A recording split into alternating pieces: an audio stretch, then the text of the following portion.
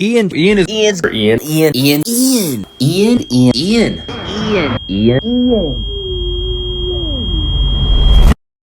I'm Ian. I'm from St. Louis.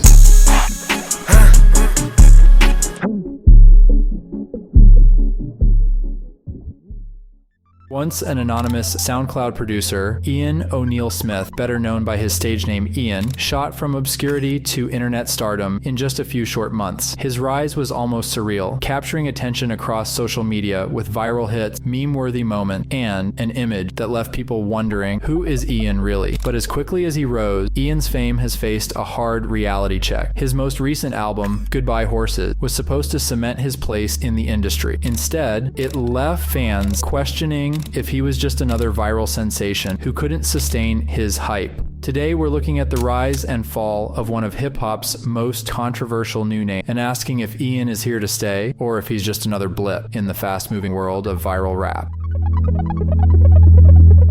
Ian O'Neill Smith was born in St. Louis, Missouri in 2005, but his journey really started in Dallas, Texas, where he spent most of his youth. While many might know him today as a rapper, his early years weren't focused on music. Ian was an athlete, playing rugby and rowing crew in high school, even continuing rugby at Clemson University before eventually dropping out to pursue his music career. It was behind the scenes where Ian really began to carve out his future. In 2018, he started making waves on SoundCloud under the alias Suburban Cerberus, producing mixes and beats for other underground artists. His early work helped him refine his craft and develop connections within the underground scene. By 2022, Ian was ready to step out from behind the production booth. He dropped his first single, G63. I just went 0 to 100 inside this Benz, it took a couple seconds. I'm finna grab me a suit and pull my mans, but that's my fucking best.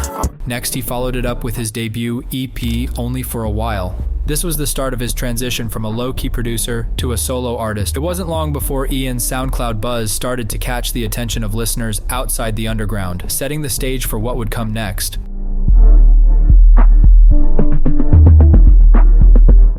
February 17th, 2024, marked a turning point for Ian's career. A TikTok account known as Cyber Underground, one of the most influential pages in the underground rap scene, posted a snippet from Ian's song Figure It Out that he originally posted on Triller. The post quickly blew up, racking up over 60,000 likes in just a few days. It was this moment that catapulted Ian into the spotlight, making him an instant name in the underground music community. The song itself was simple, built around a catchy hook and a line that would go on to define Ian's rise. My big brother like Marshawn Lynch, he'll run through somebody.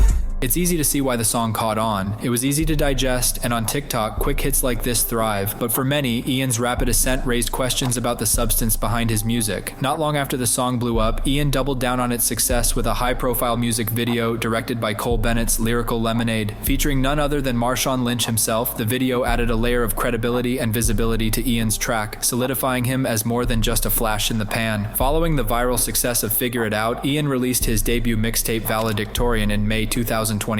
The project quickly climbed to number 54 on the Billboard 200, a significant achievement for an artist who had only recently gained mainstream attention. But beneath the surface, Valedictorian drew mixed reactions. The meme-inspired cover art, mimicking the iconic "You Know I Had to Do It to M" photo, highlighted Ian's playful, almost ironic approach to his image, leaving many to question whether he was a well-intentioned artist trying to bring something fresh to the genre, or a culture vulture exploiting hip-hop and mocking the art form to boost his own career. While some fans appreciated the lighthearted tone and easy listening quality of the mixtape, others criticized it for its shallow mimicry of trap aesthetics. Many felt that Ian wasn't bringing anything original to the table and that his music lacked the depth and authenticity needed to sustain a long-term career in the genre. We have the white boy who has built a name for himself, ripping off Playboy Cardi. Yeah, this thing sucks. It's not good. Despite its surface-level success, Valedictorian left critics questioning whether Ian had staying power or if he was simply capitalizing on a viral moment.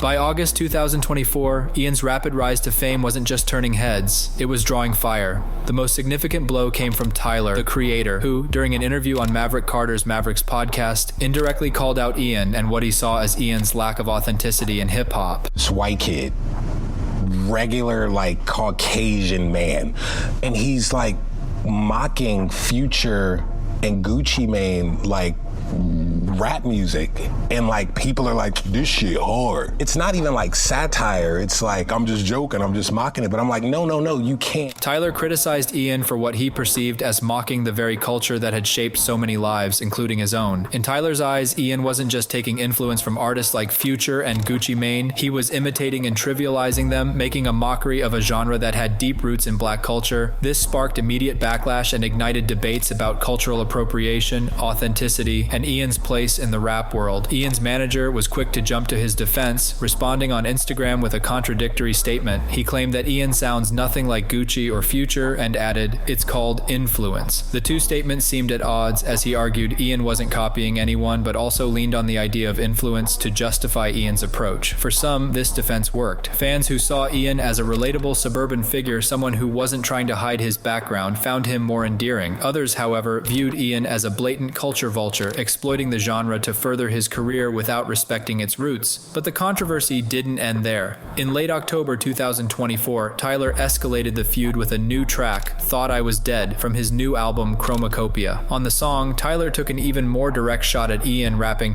"White boys mocking this shit and y'all mad at me, y'all can suck my dick." The diss sent waves through the hip-hop community and reignited the debate over Ian's place in the genre. Tyler's criticism only deepened the divide among fans. For some, it validated long-held suspicions that Ian was merely exploiting the culture. For others, it felt like an unjustified attack on a young artist who was still finding his footing in the industry. Either way, the controversy surrounding Ian was now impossible to ignore. The contradictions in his defense, the critiques from influential figures like Tyler, and the ongoing debates over his authenticity all pointed to a larger issue. Ian's rise wasn't built on originality or respect for the culture, but on repackaging existing sounds for viral success. Whether he could evolve beyond the controversy or fade as another passing trend was becoming clearer with each misstep.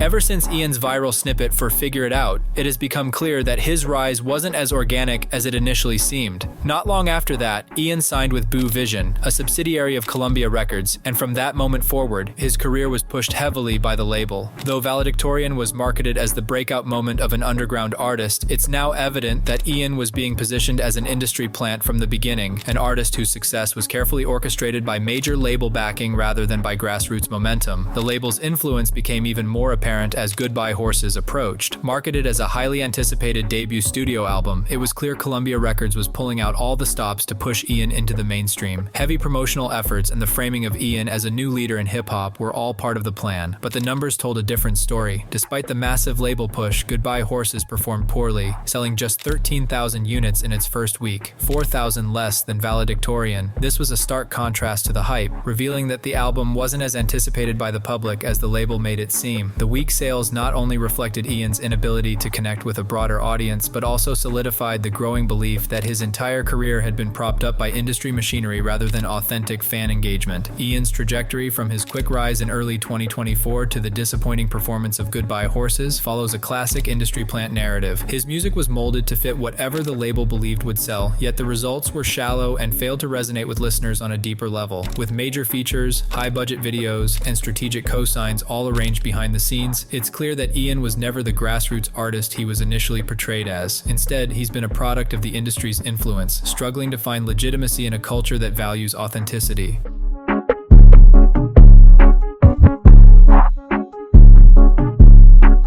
Reflecting on Ian's journey, it's clear that he made a significant leap from being a SoundCloud producer to becoming one of the most polarizing figures in mainstream rap. His quick ascent, fueled by viral moments and controversy, underscores the volatile nature of fame in today's music industry. While it's undeniable that Ian achieved a level of success that many underground artists dream of, it raises important questions about the longevity of artists who depend so heavily on internet hype and fleeting trends rather than authentic artistic development. Looking ahead, the big question is, can Ian bounce back? His rapid decline following the poor reception of Goodbye Horses suggests that unless he can refine his sound and carve out a more genuine artistic identity, his career might follow the path of many viral sensations, burning brightly for a short time before fading into obscurity. The challenge for Ian will be to move beyond the formulaic music and meme-driven approach that initially put him on the map and to create something with real staying power in the genre. In the larger context, Ian's rise and fall reflects the broader challenges facing new artists in the rap world today. In an era dominated by viral content, where a catchy hook or a meme can make or break a career, the line between innovation and exploitation has never been thinner. As we continue to see the rapid rise of internet-driven stars, we have to ask ourselves, is the current landscape fostering true creativity, or are we witnessing the decline of meaningful artistry in favor of short-term fame?